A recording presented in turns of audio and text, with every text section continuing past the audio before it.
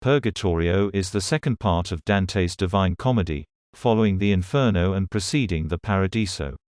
The poem was written in the early 14th century. It is an allegory telling of the climb of Dante up the Mount of Purgatory, guided by the Roman poet Virgil, except for the last four cantos, at which point Beatrice takes over as Dante's guide. Purgatory in the poem is depicted as a mountain in the southern hemisphere, consisting of a bottom section, ante-purgatory, 7 levels of suffering and spiritual growth, associated with the 7 deadly sins, and finally the earthly paradise at the top. Allegorically, the Purgatorio represents the penitent Christian life. In describing the climb, Dante discusses the nature of sin, examples of vice and virtue, as well as moral issues in politics and in the church.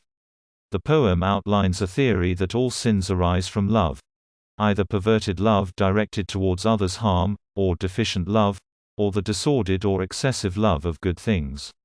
As described in the Inferno, the first 24 hours of Dante's journey took place on Earth and started on the evening of Maundy Thursday, the 24th of March, or the 7th of April, 1300, and the next full day, Good Friday, was spent exploring the depths of hell with Virgil as a guide.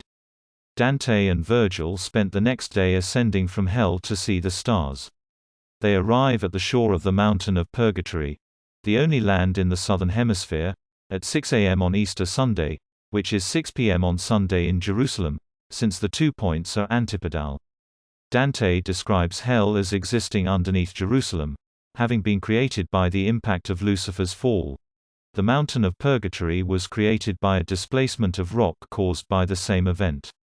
The Purgatorio picks up where the Inferno left off, describing Dante's 3 1/4 day trip up the mountain that ends with Dante in the earthly paradise at the time of noon on Wednesday, March 30th, or April 13th.